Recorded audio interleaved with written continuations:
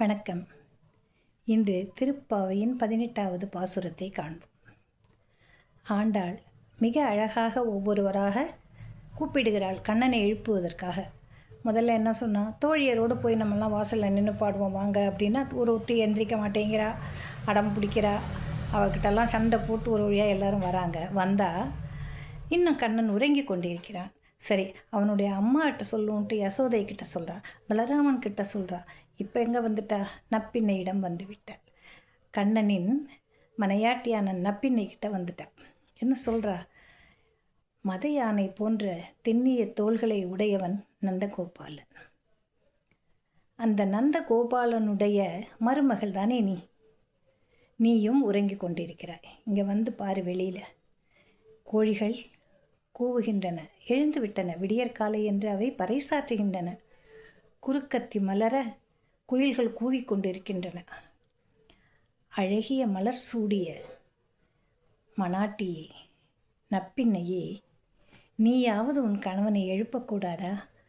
பந்தாடுகிறேன் என்று சொல்லி ஆடும் பொழுது பந்தாட்டத்தில் அவனை நீ தோற்கடித்தாய். அவனோ உலகத்தை வென்றவன். அவனை நீ பந்தாட்டத்தில் தோற்கச் செய்கிறாய்.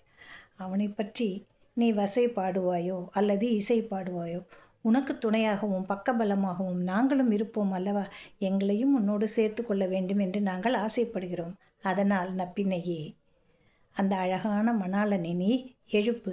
நாங்கள் அவனை பற்றி பாடவே வேண்டும், பாடி ஆகவே வேண்டும் என்பதாக இந்த பாடல் அமைகிறது. பாடலுக்கு செல்லலாம். உந்து மத களிற்றன் ஓடாத தோல்வலியன், உந்து மத களிற்றன் ஓடாத தோல்வலியன், நந்தகோபாலன் மருமகளே நப்பின்னாய், நந்தகோபாலன் மருமகளே நப்பின்னாய், கந்தம் கமழும் குழலி கடை திறவாய், கந்தம் கமழும் குழலி கடை திறவாய், வந்தெங்கும் கோழி அழைத்தன கான் மாதவி, பந்தல் மேல் பல்கால் குயிலினங்கள் கூவின கான், பந்தார் விரலி உந்தன் மைத்துனன் பேர் பாட, செந்தாமரை கையால் சீரார் வளை ஒலிப்ப, செந்தாமரை கையால் சீரார் வளையொலிப்ப, வந்து தீரவாய் மகிழ்ந்தேலோரெம்பாவாய், வந்து தீரவாய் மகிழ்ந்தேலோர் எம்பாவாய்.